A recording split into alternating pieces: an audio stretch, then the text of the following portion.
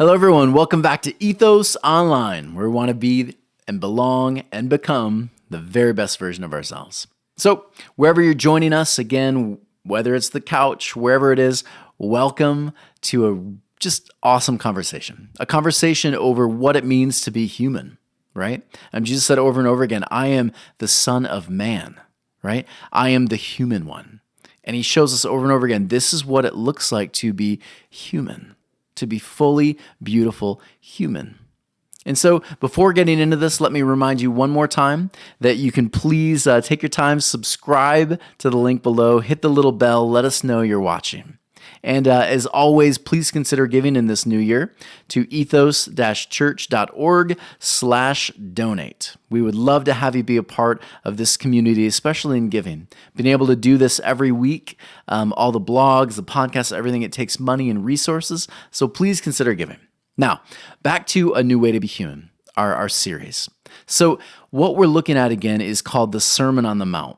And this is where Jesus essentially goes up onto a mountain and up on the top, and he has these followers that are following him. He stops there, and he begins expanding, talking about Torah, and more specifically, the law. And so if you are a Jewish person, and you've been reading the Gospels, and you've been clearly seeing that they are essentially pointing to Jesus as the next Moses over and over again. 40 days in the desert, 40 years in the desert, all these different connections, born at the same time as another king is there, put in a basket, all these different things, right? A census being taken at his birth, all these different connections to Moses. We understand that the writers are essentially saying Jesus is the new way to be human. Jesus embodies all that Israel could and should be. And not just Israel, again, everyone. This is what new life could look like.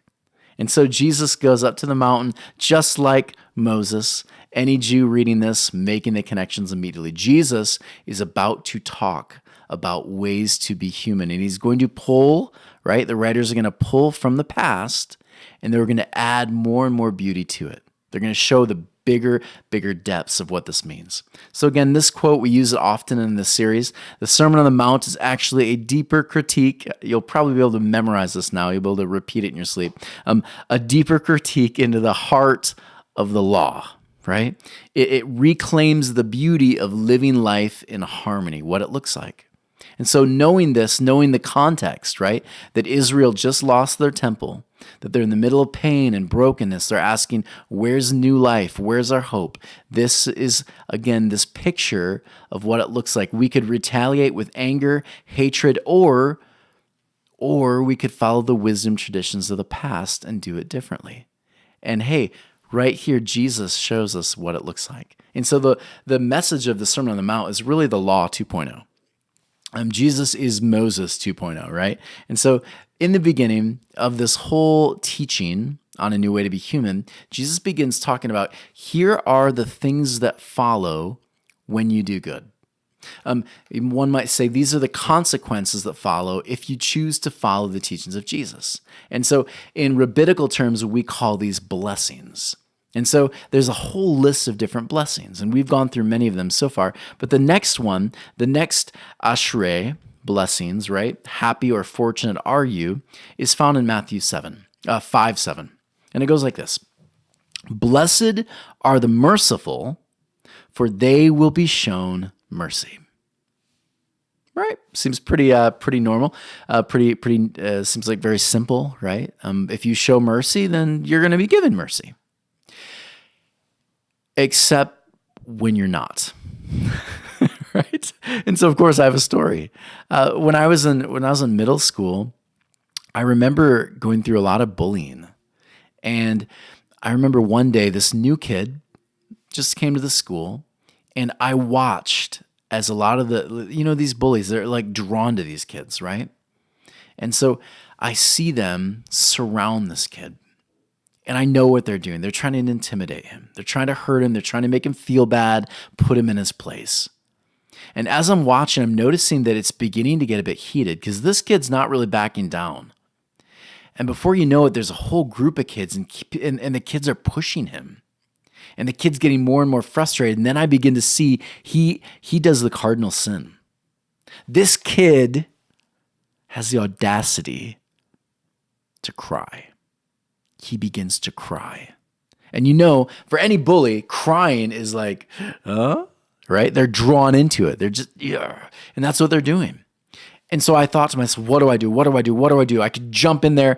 Well, no, Tony, you'll end up getting beat up. What do I do? What do I do? Fortunately, I always sat outside of Mr. Denton's room. He was a science teacher. And so I ran to his room. I said, Mr. Denton, please, the kids are beating up on the new kid. Can you go out there? And Mr. Denton immediately stood up, flew over there, and he stopped the fight. And I even remember some of the kids noticing me in the back. And that kid, he slowly goes to his locker, and the bullies, they kind of scamper off. Mr. Denton gives them the threatening voice, takes down some of their names, and we win, right? And I go up to the kid. I was like, hey, you okay, man? I feel like the hero, right? Yeah, you okay, bro? And the kid kind of, I'm fine. And he goes to his class. And I remember feeling like I'd done something good. And again, me being me, I start daydreaming about we're probably going to be best friends, right? This kid and I, we have this in common. We were bullied and maybe we can get stronger together, blah, blah, blah. And I'm going through this. Well, it didn't take not even a week before I'm in the hallway and those same kids come up to me. The difference though this time is they've added someone to their group. And whose have they added? That kid. The kid that I had helped has now joined the bullies. And what are they doing? They're bullying me. Well, Jesus, so much for the mercy being given back, right? I did the thing thinking I would get something in return. The problem was I didn't. Well, I didn't get what I thought I would get in return, did I? Yeah, I didn't get shown mercy for doing something merciful. And so the question is why? Maybe this whole thing Jesus is talking about is a sham, right? Well, here's the thing about the culture we live in. And even in the first century, they dealt with this too. Because many of us, we understand the WIIFM, don't we? Again, we have an acronym for everything, don't we? But we understand the what's in it for me culture and mentality. For many of us, we will do things because we'll think to ourselves, if I do this, then this is probably going to follow, right? If I do this good thing, maybe I'll be on TV. Maybe cameras will come out of everywhere and they'll say, oh, you're on TV. You did the good thing. Here's $800. Right? I just watched a YouTube video where these people were stealing packages, but then there were other people who were taking the packages and hiding them or taking them to their neighbors, and they were rewarded. And I think for many of us, we see the reward, and that's the reason we do the thing. Interesting, right? And so there was this really fascinating study done in Sweden, and it was all over what's in it for me. And so they took a bunch of college students, and what they did is they put them in groups, cooperative learning groups, and they gave them different tasks and learning outcomes. And so what they did is they said they gave the groups certain homework assignments and that kind of stuff and projects. And here's the little conflict they threw into it, because 87% of the students, what they found, they were really driven by what they could gain over the group's success. And that was kind of the hypothesis they had. Would they stick with the group because it's the right thing to do and help the group as a whole, or would they be more focused on me? What they found, 87% of the students that participated in it were more interested in themselves and their success than the group's success. And so what they did is they said, look, halfway through the project, they kind of checked in with everybody and they said, hey, how's your group? And the group would explain, oh, it's good, this and that. And then they would say to each person, hey, look, group B over there, they're actually ahead of you guys and they're doing better. And so if you want, you can leave your group and you can join them. And you're probably going to get a better grade. We see you're obviously better than them. So you could join this new group. And what they found was when given the chance, 72% of the people left their original group and went to the new group. And here's the other kicker, was that they were told, yeah, your other group, they're going to be one man down, right? One man or woman down. But if it doesn't matter to you, you're going to be in a better place anyways.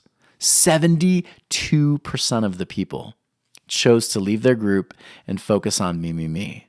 And so again, 84% of the people, after the poll was done, after this experiment, felt that when doing something for someone else, there should always be something expected returned.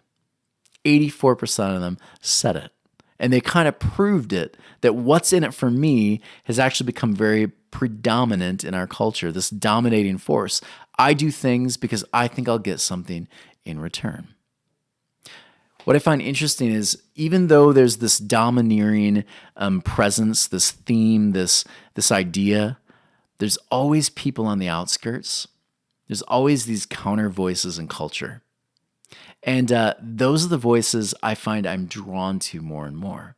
Those are the voices, the Bible would call them prophetic voices. Again, not future predictions, right? Prophetic voices were people that would look at the culture and the time and they'd essentially say, look, I'm going to give you a message of hope and a message of warning. You choose. If we continue down this road, this is what's going to happen. And so you have people like Thomas Swift and others who would give these satirical or funny or very just straight up angry critiques of culture. And they'd say, we have to change what we're doing. And so today we've had awesome voices stand up and say, we need to change. Look at Barack Obama. I don't care whether you're an ass or an elephant. What he says here is beautiful. It's rich. There's something here. There's a critique of culture, I think, that needs to be heard. He says this, a freedom that only asks what's in it for me, a freedom without commitment to others, a freedom without love or charity or duty or patriotism is unworthy of our founding ideals and those who died in their defense. Isn't that fascinating? What's in it for me is a pretty unhonorable way of living. There's more quotes that I really have enjoyed. Brian Tracy, he says, successful people, they're always looking for opportunities to help others. Unsuccessful people are always asking, what's in it for me? Truth is, most people who are leaders are not going to draw a bunch of other people together. They're not going to create a lot of momentum if it's just all about them. But if the momentum is something that the whole group can carry, then the thing has some steam. Then it has some potential. Then it has some texture, right? Because it's something that the group as a whole understands is good for everyone. Another quote I really like, the true measure of a man is how he treats someone who can do him absolutely no good. Beautiful. Yeah, and then the bottom one, you call a dog and a dog will break its neck to get to you. Dogs just want to please. Call a cat and its attitude is, what's in it for me? And I think most of us would agree, dogs are just wonderful, except when you're picking up their poop. But they just want to please. They want to do it because they love you. They love their master. They're doing things because they love you. And so again, interesting voices saying, you know what? We don't have to follow the culture of the time. We don't have to follow the what's in it for me attitude. So when you look at mercy, the word mercy here is an interesting one.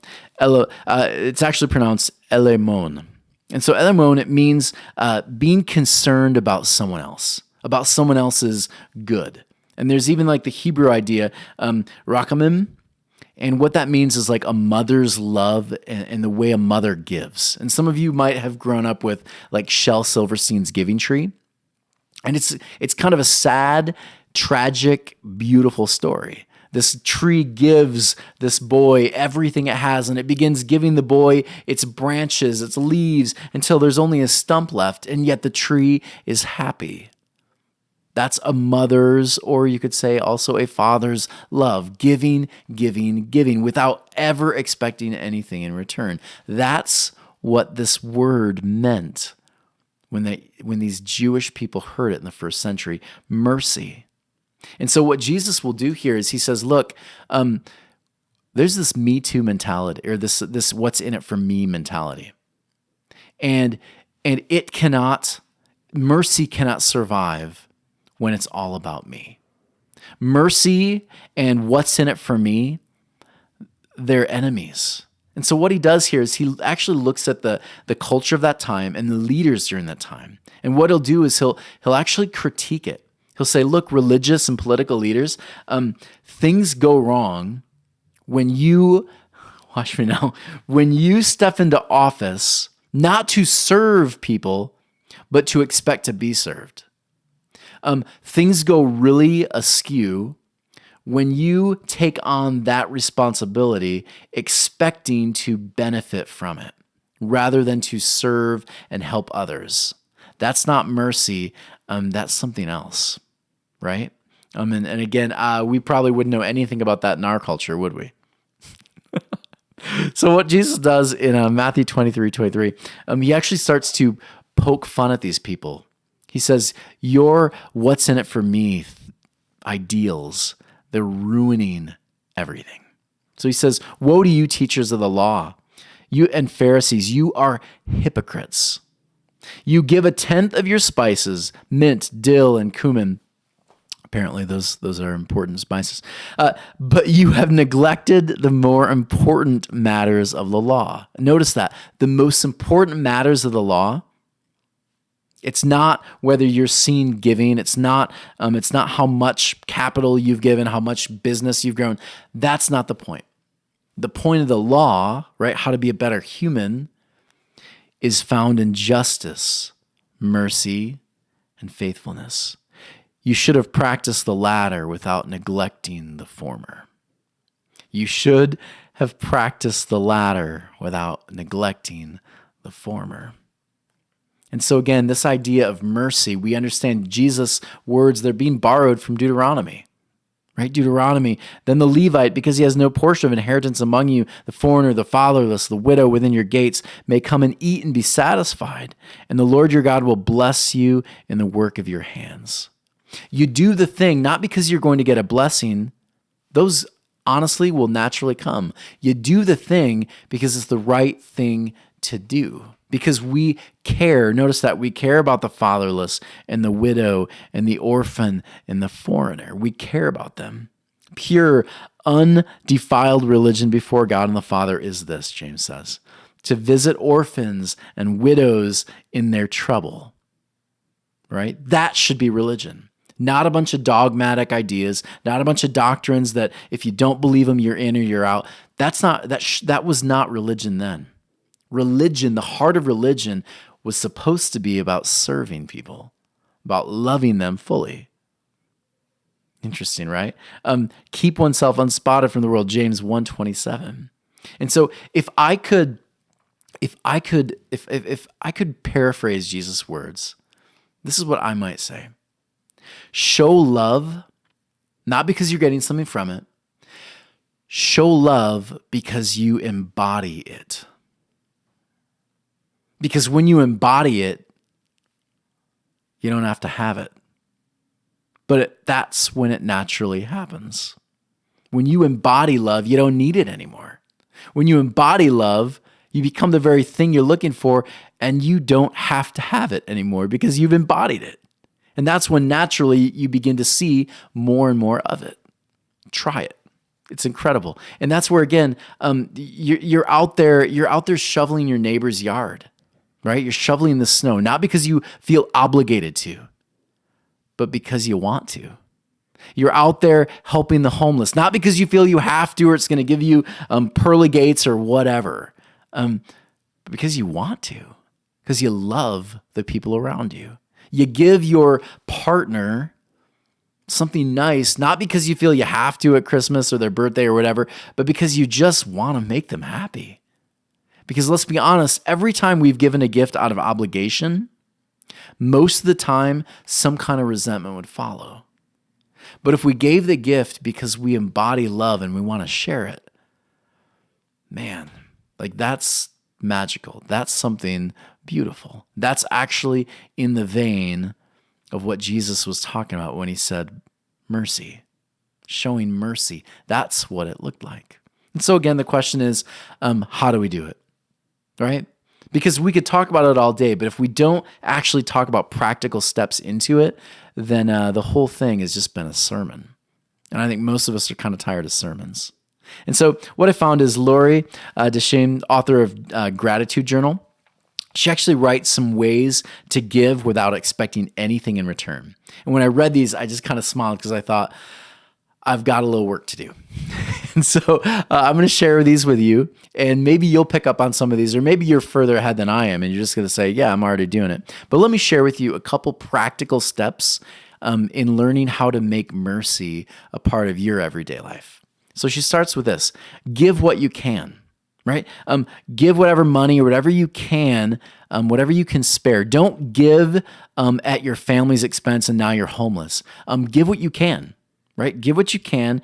And then I love this. She says, pretend you never had it. Right? Because that would build a little bit of resentment. That $10 you gave it. It's not yours anymore, is it? It's theirs. And so put it out of your mind and don't go and tell everybody you did it.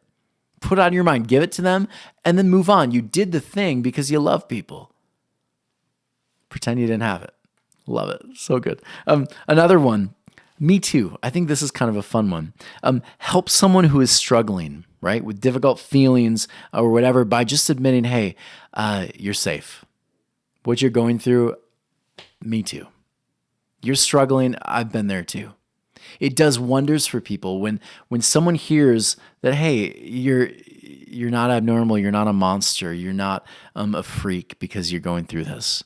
In fact, most of us have. And at this point in time, I can help a little bit. And so I'm going to help, not because I have to, because I've been there too.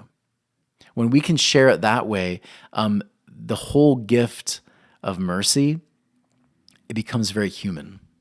It's not me up here and you down here. It's we're together in this thing, right? We're all part of the same thing. We're all on the same journey. And so we give what we can because we can.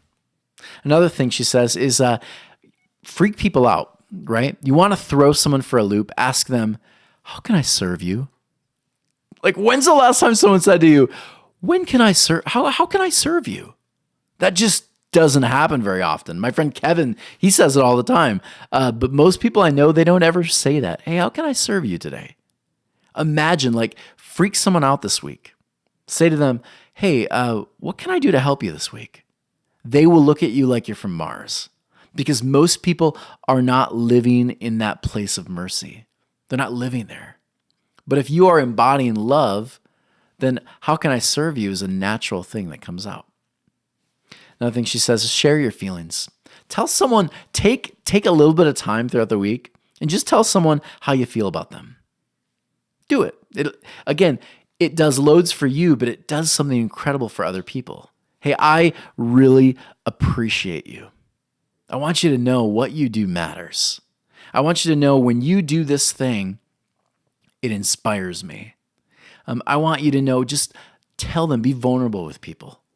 When you begin doing this, you will find more and more, you'll find people begin to just share this and they begin to model what you've modeled to them. It's beautiful. Another one, learn to be present to people. You want to be merciful for your kids. The very best gift you can give them is simply being there, being present to them. It's easy. Just simply sit with them, talk with them.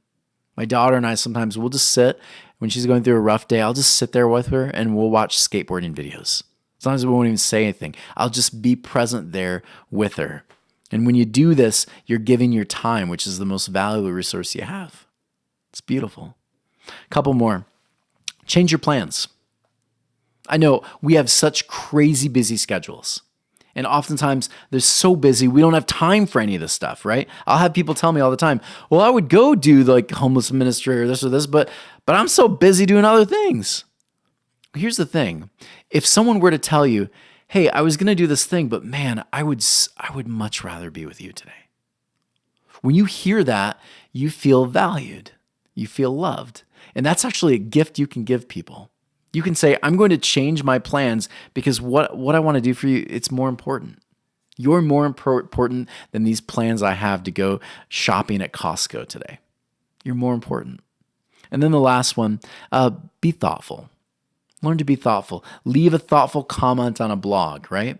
People write the weirdest things online. They think they're safe and they can write all this garbage to people and just troll around. What if you got on there and you started throwing flowers? You're like, hey, I love you. Even though we disagree, thank you for writing these kind of comments. This is great. Great article. What if you did that kind of stuff?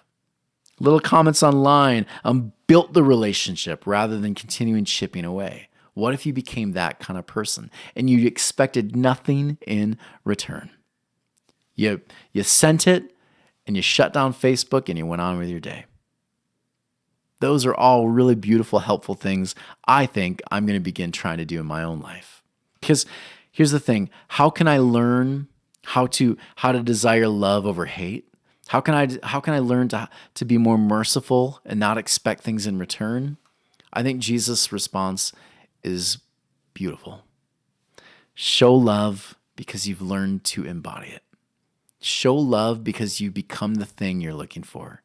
And when you do, it just seems to follow you wherever you go. When you show mercy, when you become merciful, you see it everywhere you go. What a beautiful way to be more human. Yeah. I hope you enjoyed that. And as always, please consider giving to ethos-church.org/donate. Please, if you want to be a part of actual conversations with other people over these topics and so many others, email me, tonywerfel@gmail.com. The first and the third of every month we get together, we have awesome conversations. And lastly, subscribe. Hit the little bell, and you will see every time we put a new video up. Everyone, I love you. Take care. Enjoy your day.